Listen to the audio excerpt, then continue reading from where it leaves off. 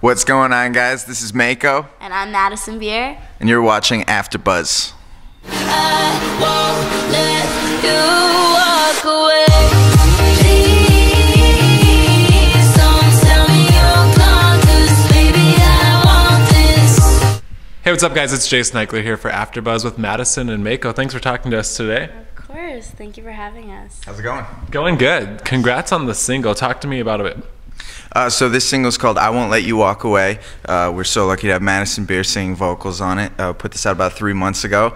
It's doing great at radio right now. We're having a lot of fun running around talking about it. It's been good. Yeah, it's definitely a really exciting experience and a really dope process because I myself haven't really experienced like something being on the radio like this yet, so it's really fun being able to get videos from my friends and like hearing it getting played all over the place. So yeah, I'm really happy about this collab, and it's like been such an awesome experience. So the song started out as just a music track with no vocals, and then what made you want to add Madison on? Our fans hit us up about it as soon as we put it out, and they said we want a song really badly, we want vocals. And the second they said it, we started working on it, got the idea together. As soon as we knew Madison was involved, we brought her out to our studio in North Hollywood, recorded it, and then yeah, it took a new life. And what made you want to hop on the track? Basically from the second I had heard it, I was like obsessed with it, and I thought it was so awesome and such a really like well put together track because of I like the drop in it, I like the like happy kind of vibe to it.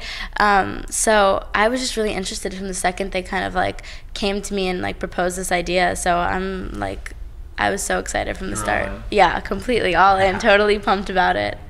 Did you guys vibe right away in the studio, or did you say like, hey, I don't want to do this? No, oh my gosh, literally the second we like had spoken about what we were doing, we just got right into the booth and recorded. He actually had his vocals over the track, so I could like hear back what he was doing. I loved everything about what he was singing, and I was just really stoked to get in and do what I was gonna do. That's awesome. And talk to me about the video, because that's a really cool concept as well. Yeah, the video is pretty sweet.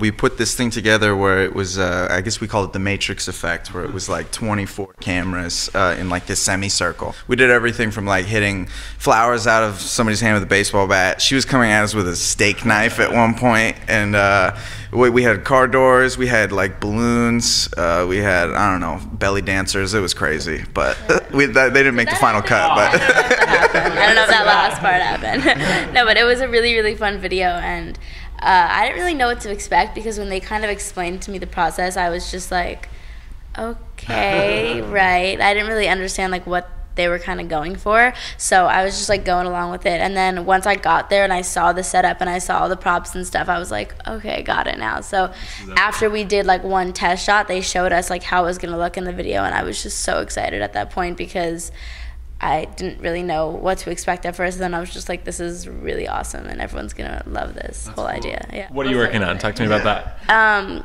I've been working on a lot of new singles and a lot of like my EP and stuff, but my hope is to release singles and stuff to get the momentum kind of going back up again, because I haven't released a song in a while. So I'm gonna probably put out 1 or 2 singles and then hopefully release an album or an EP, and then hopefully go on tour. So just a bunch of exciting things leading up. Like it's like a chain effect, so it's a lot of waiting, but it's good, and I'm really excited for everyone to hear because my fans are getting antsy and I feel bad, but I love them and they know that stuff's about to be released really soon.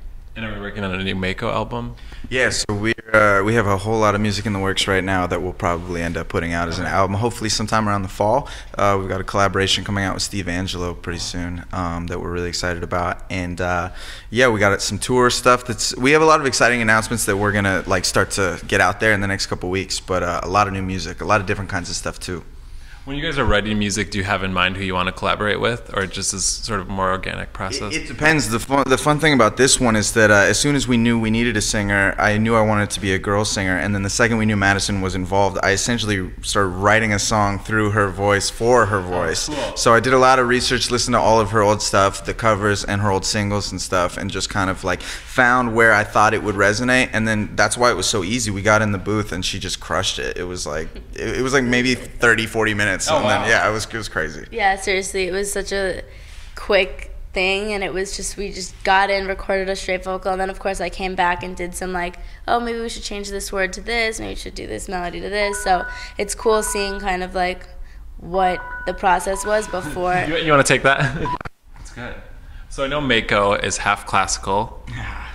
When you're playing classical music or playing in the clubs, I know like if you're playing classical music, it's a very different audience. They don't clap in between movements. And if you're playing in a club, it's like everybody's drunk. 50 years older too.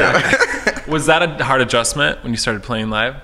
It was and it wasn't. It's so incredibly different that it's almost like two separate worlds. I don't even really see it as the same thing. But you know, I used to play with Juilliard, and we play Carnegie Hall and do all this kind of stuff. And being at those shows to a sold out crowd is a really cool experience. And then being at a festival to a giant crowd is a really incredible experience. There's not a lot of crossover until we have recently been doing things that are. I think Madison saw the first time we started our show by like conducting. So funny. Yeah, he was like conducting like EDM music, so he was like this, and then when it dropped, he like did that. It was so cool. It was really awesome, and I was like, I videotaped it on my phone because I was like, this is so sick. Were you there when the violinist came out, or no? Yeah, I was there. Oh. Yeah, I saw her. They had a violinist come out at the club, and I was like, this is so really crazy. Cool. Like no one's ever done that before. Yeah, the club goes, this is the first time we've ever had someone like that do that in here, and so I don't know. We're trying to incorporate some of his background, and so far it's going well. I mean, I think the audience is enjoying it. Yeah.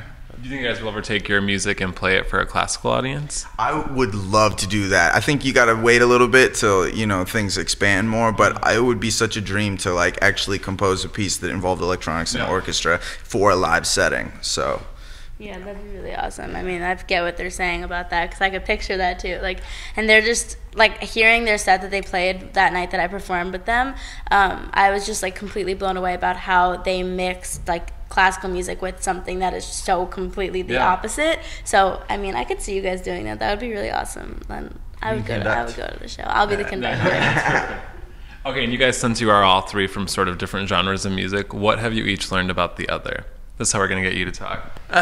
Go first. I guess living with him, I knew nothing about classical, and he always jokes and sends me these things, and he knew nothing about alternative rock and dance. So when we were just at Amoeba, and I can't even think what we were walking by. We walked in the classical section, and he goes, "Oh my God, this, and this." I never heard of any of these people. And we walked through alternative rock, and there's a Talking Heads thing, and he probably has no idea who that is or any of their music. Sounds fun, and so the back and forth between us over the last 3 or 4 years has been educational and interesting, and drawing other people in between the two of us has been a cool kind of musical contrast. yeah, I'd probably tag onto that because my knowledge of contemporary music before 2011 is like non-existent. Okay. So they'll be like, yeah, it's kind of like the Beatles, right? I'm like, the Insects? Like, what are you talking about? I'm like, dude, come on. So my education has been really gigantic just since meeting Logan. I mean, he's the one that introduced me to electronic music in the first place. So I walk up to these shows just like, oh my goodness, this is crazy what's happening right now, what it sounds like and what it looks like. So yeah, I guess that's been the big education for me. That's cool. And what have you learned from them? Anything? Yeah, anything. Yeah, I've learned a lot from them. I've learned a lot of like how to perform, because he actually, when I first performed with them, he came on stage with me because I was all nervous, like do it by myself. Right. So I like made him, I was like, you need to come on stage with me, you need to be with me. Like yeah, I was like, you have to make sure you come on stage. So he had come on with me and stuff. But I love classical music also, and I play the piano, so like I've spoken to him about the music that he's played in the past also. So I feel like I've gotten a lot of like enlightenment from both sides of the boys. Yeah, so it's really awesome.